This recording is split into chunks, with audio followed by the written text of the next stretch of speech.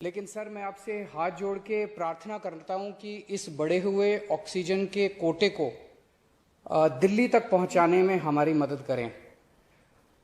एक एस्टीमेट के हिसाब से दिल्ली को 700 टन ऑक्सीजन की जरूरत है। आपने हमारा कोटा 480 टन कर दिया, बहुत बहुत शुक्रिया। लेकिन पिछले 24 घंटों में इस बढ़ाए हुए 480 टन में से भी केवल 350 टन ऑक्सीजन दिल्ली पहुंच पाई है।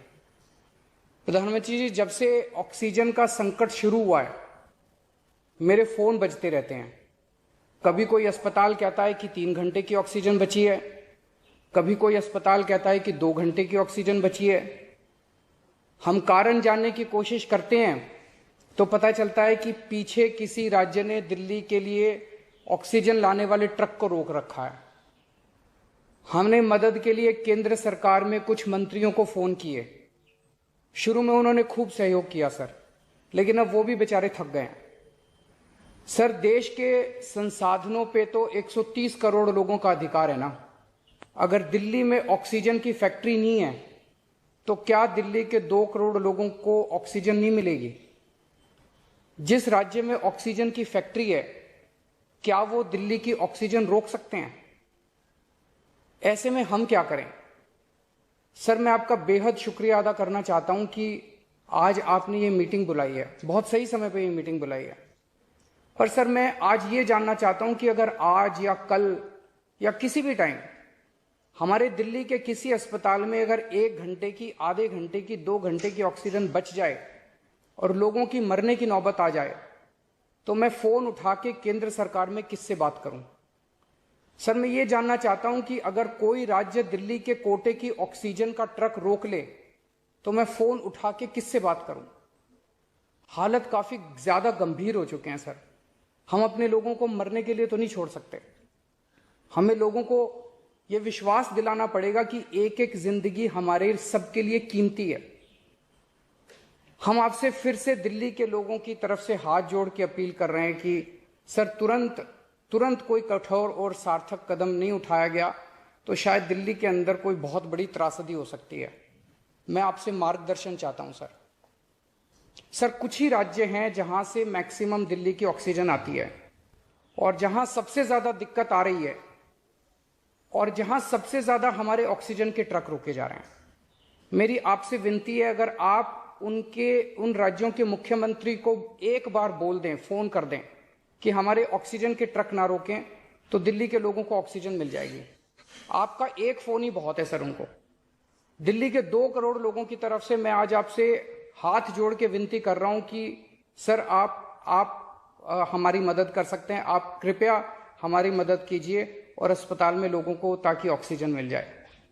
ऑक्सीजन की कमी के कारण अस्पताल में जो हालत बने हुए हैं वो अब देखे नहीं जाते। लोग बहुत ज्यादा तकलीफ में हैं सर। पूरी रात हम सो नहीं पाते, नींद नहीं आती। इनका मुख्यमंत्री होते हुए भी मैं कुछ नहीं कर पा रहा।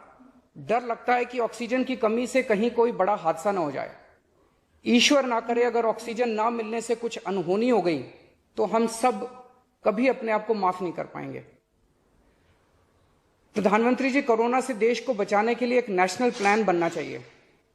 इस नेशनल प्लान के अंतर्गत देश के सभी ऑक्सीजन प्लांट्स को तुरंत आर्मी के जरिए केंद्र सरकार टेक ओवर करे। ऑक्सीजन प्लांट से निकलने वाले हर ट्रक के साथ एक आर्मी का एस्कॉर्ट व्हीकल रहेगा तो कोई उस ट्रक को फिर आगे रोक नहीं पाएगा। सर, दिल्ली का जो ऑक्सीजन का कोटा आपने बढ़ाया, हम उसके बड़े शुक्रगुजार हैं, लेकिन उसमें लगभग 100 टन ऑक्सीजन उड़ीसा और वेस्ट बंगाल से आनी है। हम परसों से, जब से कोटा बढ़ा है, हम कोशिश कर रहे हैं उस ऑक्सीजन को दिल्ली लाने की। मेरा आपसे निवेदन है कि यहां से ऑक्सीजन अगर हो सके तो हमें हवाई जहाज से उपलब्ध करवाई जाए, और नहीं तो जैसा अभी बताया गया, आपका आइडिया है ऑक्सीजन एक्सप्रेस शुरू करने का, वो ऑक्सीजन एक्सप्रेस शुरू करके वेस्ट बंगाल और उड़ीसा से हमें ऑक्सीजन दिलवाई जाए। आइडिया नहीं, ऑलरेडी चल रहा है। सर, दिल्ली तक नहीं पहुंच पा रही, हमारी दिल्ली तक नहीं आ रहा। उसमें अगर हमें दिल्ली के लिए भी कॉरिडोर मिल जाए तो आपकी बड़ी मेहरबानी होगी सर। आपने 2-3 जगह तो कर दिया सर, आपके इंटरवेंशन से मुझे पता चला। एक दिल्ली के लिए और करा दीजिए सर, यहाँ की हमारी 100 टन ऑक्सीजन उधर से आनी है। प्रधानमंत्री जी, हमारे देश के वैज्ञानिकों ने इतने कम समय में जो वैक्सीन बनाई है, इसके लिए हमारे वैज्ञानिक साधुवाद के पात्र हैं। आपने इसमें जो प्रयास किए, आपका बहुत बहुत शुक्रिया। अब हम सब लोगों को मिलकर कम से कम समय में अपने नागरिकों को ये वैक्सीन लगवानी चाहिए। इसमें केंद्र और राज्य सभी सरकारों को हमको मिलकर काम करना है। अभी सर, केंद्र सरकार ने आदेश जारी किए हैं कि 1 मई से राज्य सरकारें सीधे कोरोना वैक्सीन खरीद सकती हैं। इसके बाद एक वैक्सीन की कंपनी ने अपने रेट जारी किए हैं कि वो केंद्र सरकार को 150 रुपए में और राज्य सरकारों को 400 रुपए में देंगे। सर, एक ही देश में एक ही सामान के 2 रेट कैसे हो सकते हैं? 1 नेशन 1 रेट होना चाहिए। सारे देश को एक ही दाम पे वैक्सीन मिलनी चाहिए। अगर देश एक है तो वैक्सीन का दाम भी तो एक ही होना चाहिए। तो मैं आपसे निवेदन करता हूं कि केंद्र सरकार को, राज्य सरकारों को एक ही रेट पे वैक्सीन मिले। जिस रेट पे केंद्र सरकार को वैक्सीन मिल रही है, उसी रेट पे राज्य सरकारों को भी वैक्सीन मिलनी चाहिए।